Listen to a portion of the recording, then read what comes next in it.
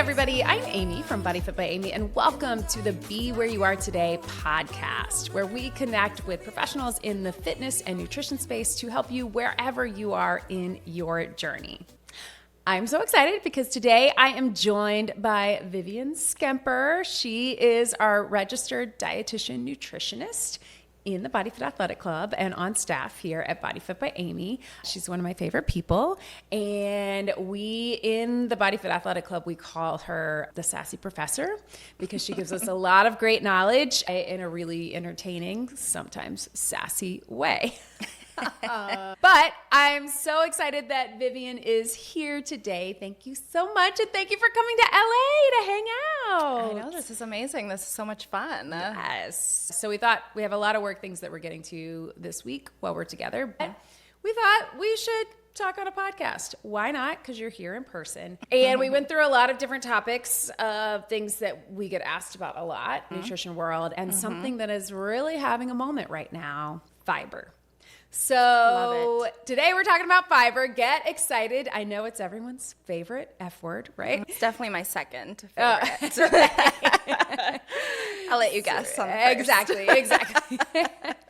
But I feel like we're seeing it all over social media. We're certainly seeing it in the perimenopause and menopause world talked about a lot. And I feel like we grew up hearing a lot about carbs and protein. We're hearing a lot about protein now, but carbs, protein, fats, things like that, and not so much about fiber. So hopefully you can enlighten us a bit, and it will be a little less confusing for all of us to navigate out there in the real world and the social media world, which is not the real world. So let's start with just the basics. What is fiber? Great question. Love that question. So fiber is a type of carbohydrate that our bodies cannot digest. And I know a lot of people are like, oh my gosh, what do you mean you cannot digest this? This is bad. This is actually a good thing. This is part of what makes fiber so cool and so interesting. So it's a type of carbohydrate that our bodies cannot digest. Because our bodies do not digest it, it kind of moves through all the way down through our digestive tract, and it does a lot of amazing things that I'm sure we're going to be diving into today. But yes, in short, quick, it's a type of a carbohydrate. Okay. And one that we do not need to be afraid of. One that we do not need to be afraid of. Not that we ever need to be afraid of carbs, but true. Especially this one. Yeah. That's a really helpful way to describe it because I think we don't often think of it that way. If we can't digest it, therefore it moves through our system. Okay, so then why do we need it? What does it do? In order to understand what fiber does for our bodies and for our health, I think it's important to understand the types of fiber that are there, because we often hear fiber is really important. Yes, absolutely, it is. But different types of fibers have different purposes and different benefits. So we start with insoluble fiber. Okay. So I like to think of this one as the broom. So this is the type of fiber that we consume, and it's going to move down through our digestive tract, essentially brooming things. So, there's, let's say, some food that's stuck somewhere down your digestive tract, right? Fiber is helping to get things moving out, and it's great. We love it. That's insoluble fiber.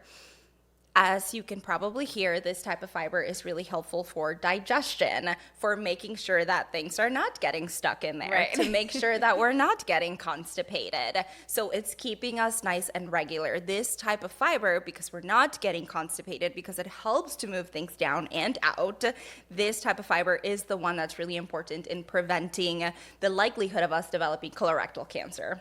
So really important type of fiber. This type of fiber can be found in beans, lentils, whole grains, nuts, seeds. So think flax seeds, chia seeds, asparagus. So again, you can start to hear, so your produce and your wholesome foods. Okay. And the other type of fiber is? Yes. So that's insoluble fiber. The other type of fiber is soluble fiber. Okay. This one, I like to think of it like a sponge. So this is the one that likes to suck things up. And one of the things that it loves to sponge up is cholesterol molecules. Particularly, let's say that we have a little bit of high cholesterol for whatever reason. When we consume soluble fiber, the soluble fiber molecules attract cholesterol molecules. And these cholesterol molecules like to attach themselves to the soluble fiber molecules. So I like to think of there's some really interesting chemistry that's happening between these two. So these cholesterol molecules are getting attracted. They're like, oh, hey, soluble fiber, I want to go with you. And this is good. This is a great thing because then these molecules are getting attached to that soluble fiber. Now remember, we don't digest fiber. So these cholesterol molecules are now attached to soluble fiber, and then that soluble fiber is going to move down the digestive tract and out, meaning that we are literally removing that cholesterol out of the body thanks to soluble fiber. Wow. So really amazing. This is one of the most amazing ways that fiber can work to support cardiovascular health, to reduce the likelihood of developing a heart attack or a stroke. Wow, that is fascinating. I love a good visual. So I love the visual of the broom and the sponge, of just two different types of fiber, two different jobs, essentially just working their way through our system, doing a lot of good work, apparently. Yeah, doing a lot of good cleaning. Wow. Yes. Cleaning house in there. Yes. Yes.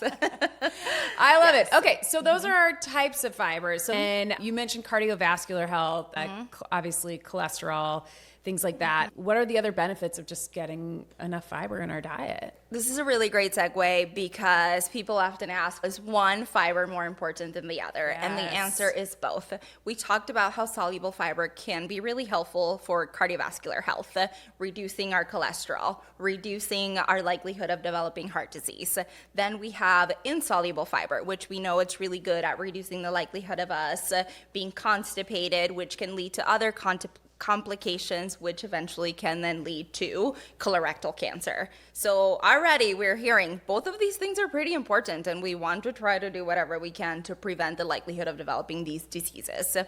In addition to this, both soluble and insoluble fiber, when we consume high fiber foods, it adds volume to our gut. So that means satiety, which means that when we have a high fiber meal, ideally high fiber, high protein meal, then we can have a nice meal that holds us over for, say, 4 hours versus 1 hour. So then for many people, this helps them stay fuller for longer. They're less likely to overeat. It can help them with weight maintenance if that's a goal, or weight loss if that's a goal. But overall, it can help you feel really good, satiated, and like, I had enough food and I'm feeling good and I'm ready for the day.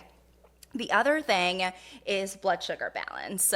Because fiber is bulky, right, and it's not digestible, it's taking up space. And when we think about, I like to picture our stomachs, right, and then we have ideally some protein in there too. So we have fiber, we have protein, we have a lot of really complicated structures that are just floating around in our stomachs, we'll say, right? Because these structures are so complex, it takes time for us to break them down.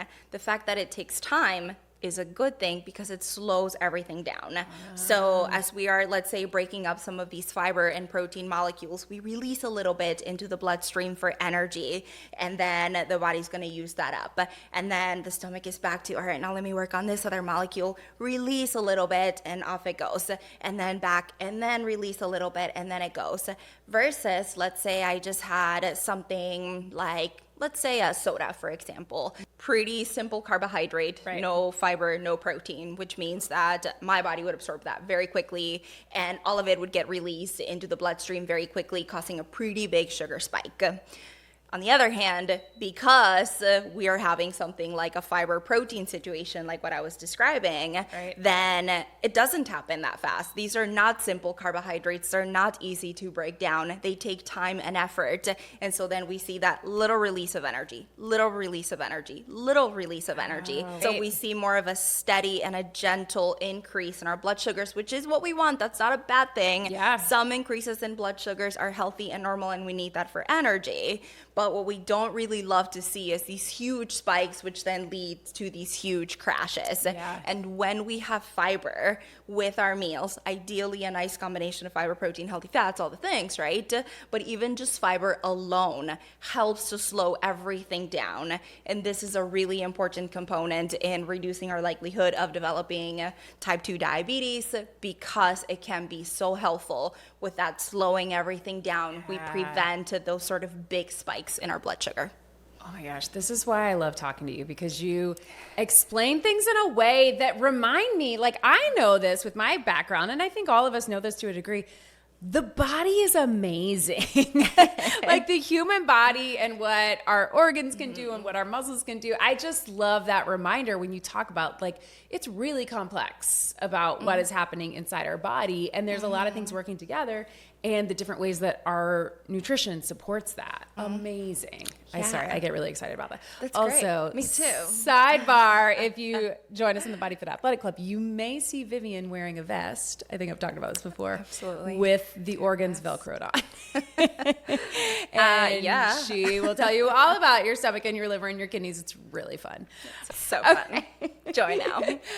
Thank you for that science lesson, because that was really helpful. It seems like obviously we've always needed fiber, but right now online, on social media, especially when we're talking, which a lot of us are, about perimenopause, menopause, we're talking a lot about fiber, how much we need and how we all need more. What is different in that stage of life, or why do you think we're seeing a big surge in talking about fiber? Yeah, it's so freaking important. And for so long, it's had this sort of boring reputation. You picture this sort of sad, stale piece of brown bread that has fiber and it's healthy, but it's so sad and gross. And I love to see that we're reframing the conversation, and actually we're making fiber sexy, which I'm into. I'm loving this. And it should be. It's pretty freaking sexy, okay? It can help with so many things, and especially as we enter our 40s, as we enter into our 40s, even upper 30s. Really, truly, any stage of life, but especially as we start to think about perimenopause. We know that the risk of cancers just goes up as we age. We know that the risk for developing heart disease and diabetes, it goes up as we age. And I just talked about how making sure we're getting enough fiber can really help to decrease the likelihood of that. I think that's really important. Also, for many women in perimenopause, they tend to see this shift in body composition where some of the body fat starts to shift towards the abdominal area, which can feel really frustrating. Yeah. And that type of fat, visceral fat, is not always super responsive to just a regular diet, calorie restriction. So many times I'm working with women who are like, I used to just cut calories a little bit and the weight would come off, and now I'm doing the exact same thing and it's not working. Yeah. And it's because we have to think differently, because in this stage of life, things are changing, hormones are funky, and we just have to think about things differently. Is calorie restriction sometimes an option too? And the answer, yes, absolutely. I'm not completely ruling that out, but sometimes we need to think about something more. And fiber is one of those things that we need to think about, because it can help so much with satiety, and again, with just reducing the likelihood of other conditions like heart disease, diabetes. All of it can be helpful, metabolically speaking, to keep you healthy, which can help reduce that visceral fat that tends to be pretty stubborn and likes to accumulate in middle age. Yeah, that's really helpful. Yeah, I think because you and I both have gotten a lot of women, and then I'm about to turn 44. Like, I'm feeling a lot of those changes coming on, but we have talked to so many women over the years who are like, oh, I started to gain the weight around my midsection, or things started to look and feel different. So I'm cutting calories and I'm getting excessive amounts of cardio. And we know that is not the answer. And what an exciting time in nutrition. I'm glad we're finally getting there slowly. I think for so long, people were just afraid to add more things. We were taught to take away. Yes. We were taught to restrict. We were taught that it was all about eating less, when really it's eating more, and it's eating more fiber. Same thing of how we're talking about protein. But that's really helpful to know that it's not about restricting calories or how many calories we can burn. It's about the other changes that we're making. Okay. So now that we've talked about that, what is the recommendation for how many grams of fiber do we all need? Yes. Magic question. Yeah. Do you want to take a guess? I know the answer, so I'll let you just do? tell us. Well, I know for women. I actually don't know for. I know for women because I am a woman and I primarily work with women. It's 25 to 30 grams. Correct. I think, yes. Yep. Which is harder than you think to get. Yes. It feels low, but when you start thinking, oh, I eat a lot of things with fiber, and then you're like, oh, I'm not getting enough. Yeah. What is it for men? Yeah. It is 38 grams for men, so it is higher. Yes, I know. Sorry, guys. Yes, yes. But really important to try to increase your fiber if you're nowhere near it. Do you want to take a guess on how much fiber the average American eats right now? Oh, I'm sure it's much lower. Maybe 10 grams? 10 grams is a good guess. So the answer is 15, about 15 okay. grams. Yeah. And that's on average. Right. So yeah, I would say when I'm working with clients, I'm probably seeing people average in the 8 to 15 range. Yeah.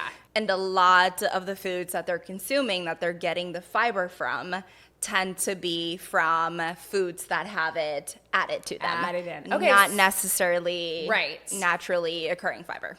Okay, that is actually a question I do have. So we do see in the grocery store and online a lot of things that are like 15 grams of fiber or 10 grams of fiber or added fiber. It's fortified with extra fiber, right? Are those good options? Like there's a wrap that I really like because I initially got it because it had more protein, but noticed it had a lot of fiber as well. And as someone who's trying to increase my fiber, I think, oh, well, that's great. If I can get 15 grams, I'm like halfway there for the day. Oh, yeah. What about all of these products that have added fiber? That's a really great question. I love that question. I don't hate these products. They're totally fine. They are. I don't love when people are getting fiber predominantly or only from products like this. Okay.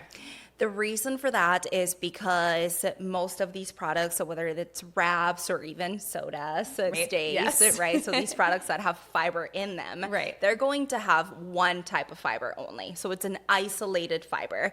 Most commonly, you're going to see chicory root, you're going to see inulin. Fine. Those are fine sources of fiber.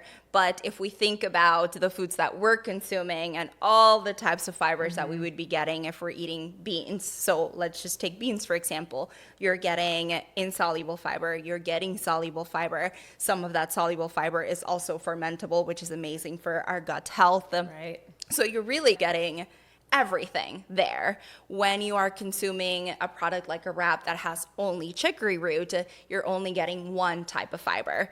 Is it still fiber? Yes. Is it still good? Absolutely. But I love the idea and the intention of, sure, this can help me out in getting some fiber and helping me keep full if I need a little something more satiating right now. But I still want to think about real wholesome food sources of fiber. Can I add some beans into that wrap? Can I add some kale? Can I add some avocado? Can I add a bean spread in there? So how can I also add variety, some of these wholesome sources of fiber to make sure you're getting the full spectrum? I love that. And I think that's especially good for someone like me, as I'm a creature of habit when it comes to what I eat in a day. I find things that I like and I stick with them because they're easy and delicious and they've got the things that I'm looking for, but I need those reminders about variety. So I guess along the same lines, we see a lot of fiber supplements on the market. Is there a time and a place that someone might need a fiber supplement? Absolutely. Definitely a time and a place for it, right? Circumstances are different for everyone. Right. If somebody has pretty limited access to a variety of different foods, or if they don't have access or simply can't tolerate a lot of fruits and vegetables, then a fiber supplement can be helpful to keep you regular or to help you out with your cholesterol. Is it ideal? No, of course not. But sometimes, based on the circumstances, that is going to be ideal for a certain or specific type of person. Right. So supplements, I like them, and they are there to supplement whatever you cannot get from real food. However, my philosophy always stands: food first, supplement second. Yes. So that supplement is meant to fill the gaps that you are unable to fill with food. But first, let's see if we can close those gaps with just food alone. Yeah. And again, I think that's exciting to think about what we always talk about this. You always say nutrition by addition. What more can we add to our diet, which, you know, is fun. Oh, we can think of all these other things. Another thing that I wanted to add too is with fiber supplements, sometimes people are just told, go get a fiber supplement. Yeah. There are a lot of different options and it is really important to know the difference. So sometimes people will say, I have high cholesterol and my doctor told me to go find a fiber supplement. Something like Metamucil is not going to help you out because that type of fiber is insoluble. So that's going to be helpful for keeping you regular to, again, reduce the risk of colorectal cancer. So that's going to be that broom effect, which we love, but it's not going to be the fiber that you necessarily need for lowering cholesterol. What you need then is a soluble fiber supplement, something like a psyllium husk supplement. That's going to be the one that's going to be helpful to bring down your cholesterol. And for some clients, for some clients that I see, it may be a combination of both to make sure that they're getting both if they're unable to get them from other food sources. Good reminders. Okay. So when I think of fiber, I think of grains, I think of leafy vegetables, leafy greens, and I think of beans. What are some other great sources of fiber? I think stuff that we could just get at the grocery store, stuff that the average person has access to. Yeah, so beans for sure. And nowadays you can get boxed beans, you can get canned beans, you can get beans in a pouch. Really great, easy, convenient option, and 100% recommend that one. Easy, affordable, shelf-stable, great. Beans all the way. Oats are going to be another really great option if you like them. And again, they're easy to blend if you want to make pancakes with oat flour or oatmeal, of course, pretty traditional. There are so many creative ways that we can prepare oats these days, which I think is really fantastic. The other one, apples, for instance. Apples actually are a really great source of both soluble and insoluble fiber. Oh, good to know. So maybe that whole thing of the one apple a day. One apple a day keeps the doctor away. Yeah. Not a bad thing to do, for sure. So definitely apples have a nice combination of both fibers. Fantastic. And then your nuts and your seeds, also going to be nice sources of fiber, both soluble, insoluble. Also, a lot of these fibers, so thinking of that soluble fiber in apples, that soluble fiber in beans, is also fermentable. And this fiber, so honestly, I could just keep going about the benefits. It's pretty amazing, I love it. Really. But this type of fermentable fiber, what that means is that you've probably heard lots about the microbiome and the healthy gut bacteria, right? Yeah. So this is the bacteria that lives in our large intestine. This is the good type of bacteria. We want it there. We want it to thrive. We want it to just replicate, and we want to have lots of different bacteria in our large intestine. Fermentable fibers are the fibers that these bacteria like to eat. And so if they're eating, they're thriving. So we want to make sure we're consuming this soluble fiber, because then also the bacteria in our large intestine can ferment it. So then they're eating, they're happy, they're replicating, and we love that. So yet another plug for why variety, making sure we're getting a nice amount of different types of fibers, can be so important and helpful. And not to mention, nowadays, there's a lot of conversations about our gut microbiome. These healthy bacteria in our large intestine may play a much bigger role than we thought. Yeah. And it's amazing, even now in the research around anxiety, depression, mental health, brain and cognitive health. So, too long didn't read, get your fiber. Yeah. If you learned one thing today, get your fiber. Get your fiber. That's what we're talking about. And on that note, very important, because I know everybody's going to be really excited after this podcast, and you're going to be like, yes, let's go, fiber, yay. Hold on, calm down. I love the excitement, but take it slow. If you're not consuming a lot of fiber, if you go from 10 grams to 40 grams, you may not feel so good. If you go too quickly with fiber, you can have issues like bloating, diarrhea, just some stomach cramping. So it does take some time to get used to. It's okay. You don't need to go from 0 to 100. Just work your way up, but maybe adding in 5 grams each week until you reach that target goal. So 25 to 30 grams for women, 38 grams for men. So work your way up. And the other really important thing with fiber, we don't digest it. Remember the broom. It's making some bulk, which is good. We like it. We need it to come out. We need it to come out. We need to make sure we're well hydrated so that we can move that down and out. Yes. Eat your fiber and drink your water. No, I think that's so helpful to remember because, yes, we do get on kicks, and we see it with protein too, where people then end up constipated, like on the other end of the spectrum, where people are like, okay, I'm really excited about this. I get to eat more. I'm going to get my numbers up. And then it's too much at once. So just like everything else we talk about, like exercise, work your way up and don't be discouraged too. I think that's the other thing. Like some days I'm like, oh, wow, I didn't really eat enough plants today. And guess what? That's okay. Because tomorrow's coming, and reminding ourselves that we don't have to be perfect every day. It's important to think about these things and do what we can. Yes. But having that reminder of nuts, seeds, beans, I think you introduced us to pastas, like chickpea pasta or different pastas that are made from lentil pasta. Yeah. So many different ways beyond what we think of, oh, I guess I have to have a salad because I got to get. Yes, exactly. And contrary to popular belief, a lot of vegetables don't actually have a ton of fiber. Yeah. So something like a cucumber, for instance, maybe 1 gram at most. Yeah. So really, your beans, your legumes, your lentils, your nuts, your seeds, and more of the dark leafy vegetables, of course. Fruits and vegetables are a great source of fiber as well, but not all of them are. And so this is, I think, also a really nice plug for you don't need to be afraid of those whole grains, of the oats, of the beans. They are wonderful and incredibly helpful, and we have decades and decades upon decades of research supporting the benefits of fiber. I think we covered it. So my last question, because we do this with all of our guests, because you've been a guest a few times. So where are you today? So I guess with this, where are you today with your fiber? What are some things that you eat often or things that you find helpful to get your fiber goals for the day? Love this question. I love fiber. That helps. I grew up in Central America. So a huge staple of my diet without trying was fiber, particularly from black beans, all beans, white beans, black beans, kidney beans, red beans, all the beans, and lots of lentils.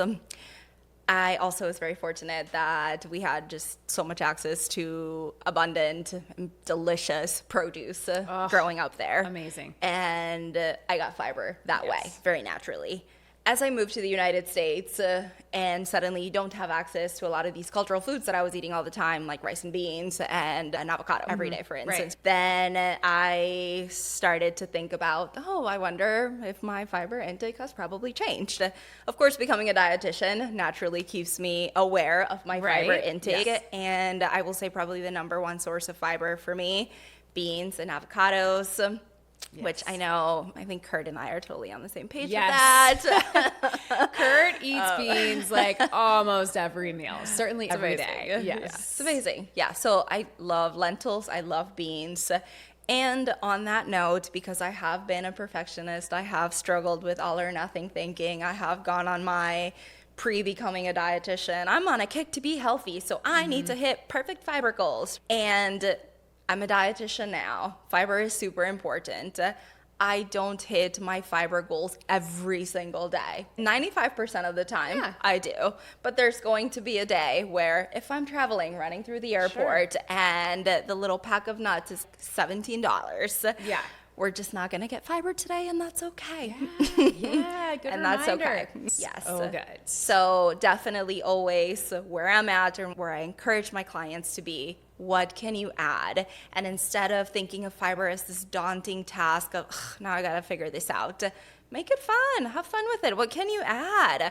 What are some of the foods that you like? There's lots of nuts, lots of seeds, lots of grains, oats. How do you want to play around with it? Get creative, have fun, and do it that way. Oh, great reminders. And speaking of fiber, very important note here, there's apparently an exclusive bean club out there that I'm just What? like, I totally want to be a part of this. You and Kurt should be in the bean club. Yes. I think it's called Rancho Gordo. Okay. And it is like this exclusive bean club apparently. And there's a super long wait list. I think I have to wait 8 months to get in. What? There's a wait list for the bean club? But let it be known. All right, we should start our That's own. one wait list I am all about. And really, like, you're a part of the bean club, and then you just get all of these different varieties of beans. Oh, so it's like shipments to you. Yes. Oh. I know. Ooh, that sounds really fun. I know. Yes. So that's where I'm at today with fiber. I'm trying to join the I'm bean trying club. to get into the bean club. Oh my goodness.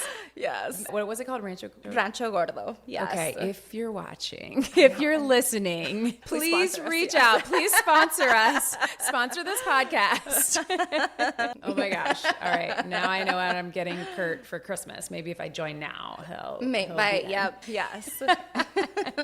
So fun. Always great talking to you, Vivian. Thanks for I always have having me. so much fun with you. And this is our BodyFit Athletic Club members always talk about. They love when we're together, whether we're together virtually on a live stream or in person. Obviously, we love both, but we love to be in the same room.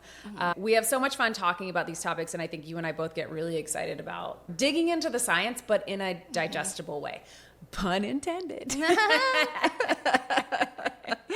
So, Love it. never fear, Vivian will be back. We're trying to have her every few podcasts just so we can tackle some of these topics that are all over the news or all over your social feed and that we are passionate about. So thank you so much, Vivian. Thanks for being here. Thank you for having me. This was so much fun.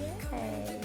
Just a reminder to all of you all that you can watch this podcast and all of my other podcasts on my YouTube channel, youtube.com/bodyfitbyamy, as well as Spotify, Apple, wherever you get your podcasts. I'm Amy, reminding you to show up, keep moving, and be where you are today.